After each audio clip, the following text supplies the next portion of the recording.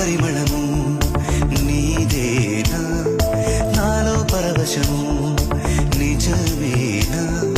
బొండు మల్లి పువ్వు కన్నా తేలికగు నీ సోకు రెండు కళ్ళు మూసుకున్నా లాగు మరి నీ వైపు సొగసును చూసి పాడగా